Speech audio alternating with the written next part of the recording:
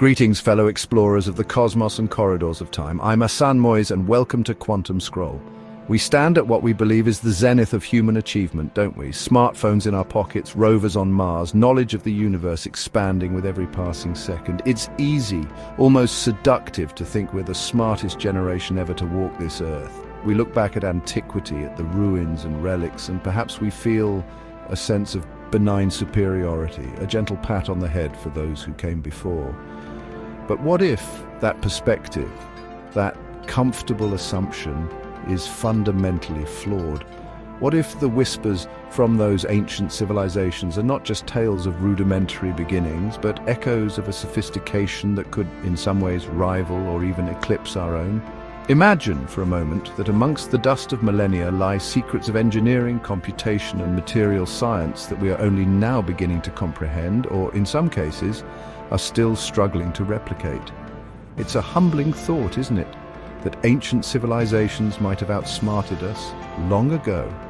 Today, we embark on a journey not just through history, but through the very fabric of human ingenuity. We'll peel back the layers of time to uncover 5 extraordinary examples of ancient inventions that don't just whisper of past glories, but shout their brilliance across the ages. These aren't just curiosities, they are testaments to the enduring power of the human mind, a mind that, regardless of the era, has always reached for the stars and sought to understand its place in the grand cosmic ballet. Prepare to have your perceptions of progress thoroughly challenged. Our first stop takes us to the turquoise waters of the Aegean Sea, near the island of Antikythera. In 1901, sponge divers stumbled upon a shipwreck, and among its treasures was a corroded bronze artifact, unassuming at first glance. This, my friends, was the Antikythera mechanism. For decades, its true purpose was shrouded in mystery, its intricate gears and inscriptions baffling scholars. But as we applied modern imaging techniques, X-rays and CT scans, a breathtaking reality emerged. This was no mere trinket, it was an astonishingly complex analog computer, crafted over 2,000 years ago by ancient Greek minds. Imagine the scene, a workshop in ancient Greece, perhaps Rhodes or Corinth.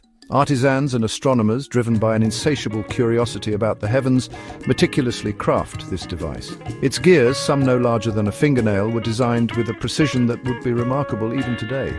What was its purpose? Nothing less than to model the cosmos as they understood it. It predicted solar and lunar eclipses with startling accuracy, tracked the intricate dance of the planets, Mercury, Venus, Mars, Jupiter, and Saturn, against the backdrop of the fixed stars, and even indicated the timing of the ancient Olympic Games.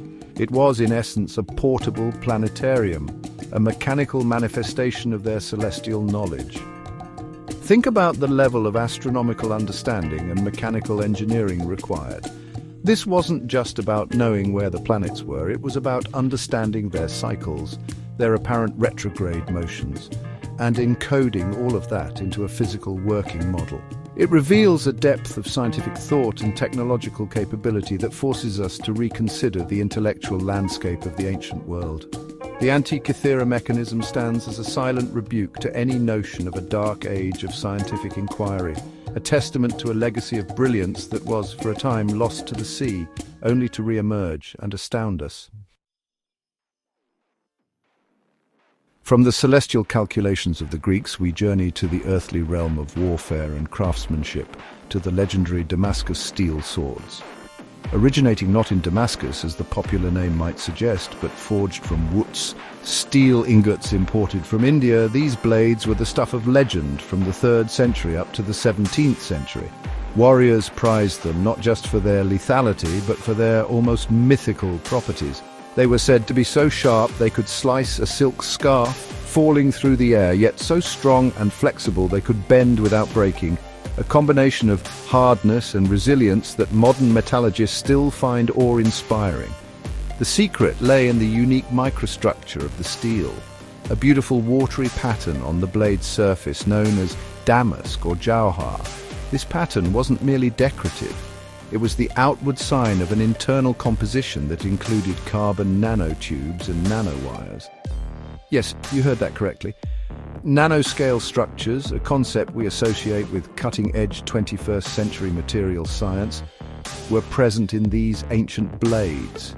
These structures contributed to the steel's incredible strength and edge retention.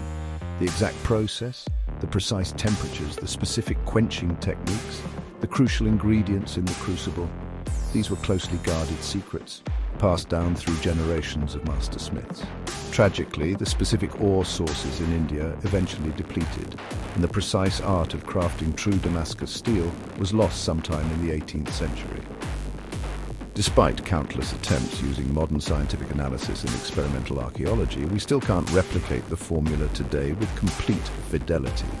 We can create steels with similar patterns, steels with incredible properties, but that exact combination of beauty, strength, and legendary sharpness remains elusive.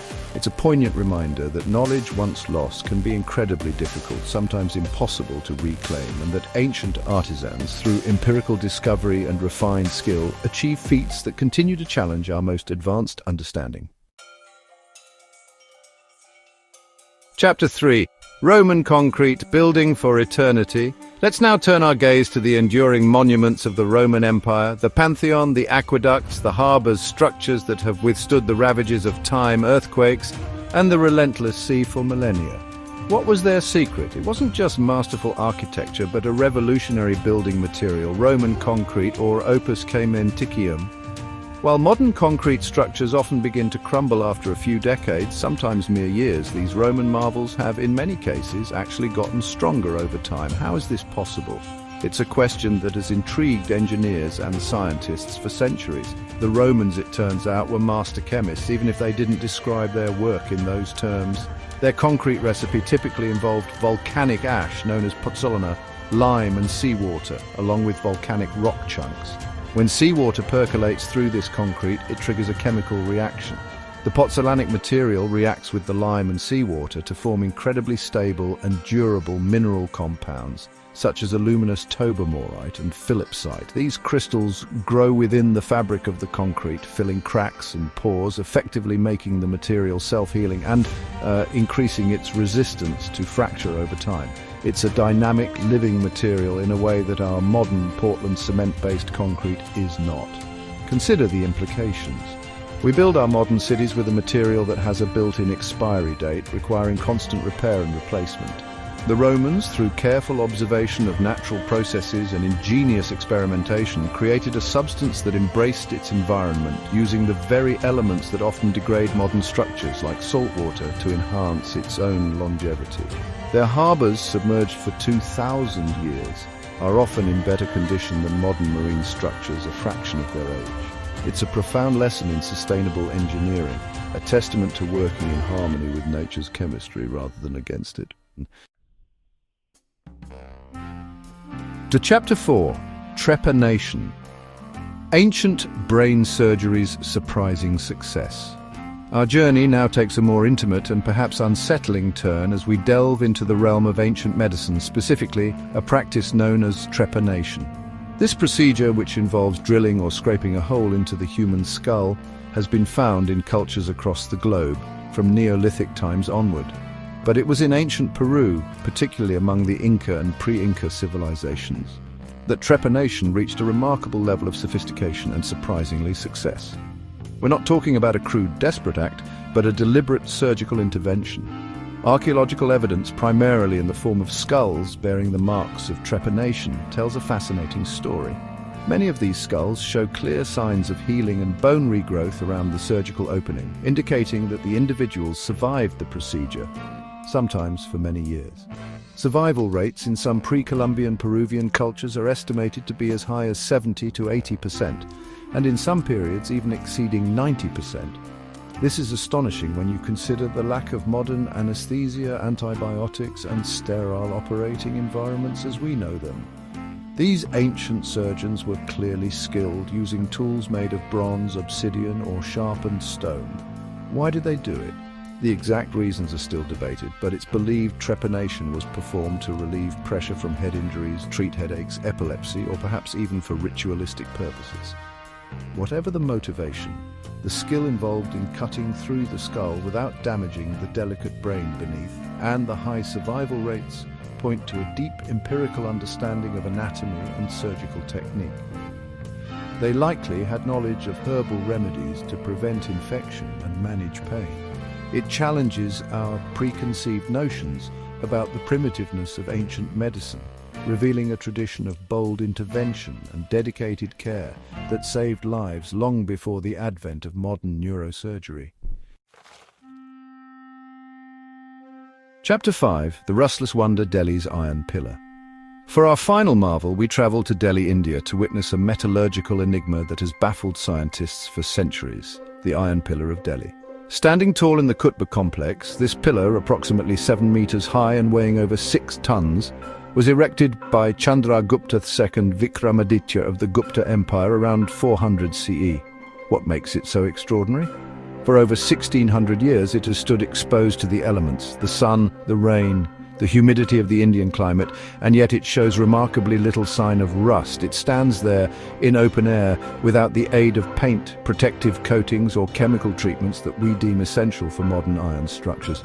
The secret to its incredible corrosion resistance lies in its unique composition and the way it was manufactured. Analysis has revealed that the pillar is made of 98% wrought iron, but it's the presence of a high percentage of phosphorus coupled with the absence of significant amounts of sulfur and manganese, common in modern iron, that plays a crucial role. During its forging, through a process of hammer welding small iron blooms together, a thin, protective passive layer of iron hydrogen phosphate hydrate, FePO4, 3PO4 plus 4H2O, or misoite, formed on the surface. This layer, less than 1/100 of a millimeter thick, acts as a barrier, preventing the underlying iron from reacting with oxygen and moisture. Think about the genius, whether by design or fortunate empirical discovery, that went into its creation. Ancient Indian metallurgists, through generations of refining their craft, produced a material that passively protects itself. Compare this to the constant battle we fight against rust in our modern world, the billions spent annually on preventing corrosion. The Iron Pillar of Delhi is not just an artifact, it's a monument to a lost art of metallurgy, a silent challenge to our modern understanding of materials science. It forces us to ask, what other profound knowledge did these ancient smiths possess? Knowledge that has since faded into the mists of time. The unending quest for knowledge. So as we stand at the culmination of this brief journey through ancient ingenuity, the question echoes louder than ever. Are we truly as advanced as we believe? Or are we in many ways simply rediscovering the profound wisdom and sophisticated techniques that our ancestors already knew, knowledge that was perhaps lost, forgotten, or dismissed in the relentless march of what we call progress? The Antikythera mechanism, Damascus steel, Roman concrete, trepanation, the Iron Pillar of Delhi. These are not mere historical footnotes, they are beacons, illuminating the incredible heights scaled by human intellect long before our digital age. The universe doesn't care about our timelines, our neatly defined ages of bronze or iron or silicon.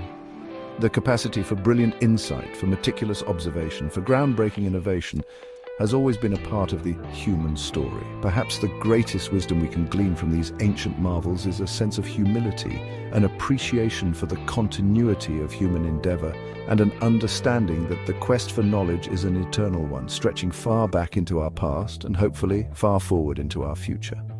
What other secrets lie buried, waiting to be unearthed? What forgotten technologies could reshape our understanding of history and perhaps even our approach to the future? The answers are out there, encoded in the relics of bygone eras. If you're as fascinated by these enigmas as I am and eager to explore more of the mysteries that our history books might have skipped, then hit that subscribe button and join us here at QuantumScroll. Together, let's continue to dig up the secrets of our shared human legacy. Keep looking up and keep questioning.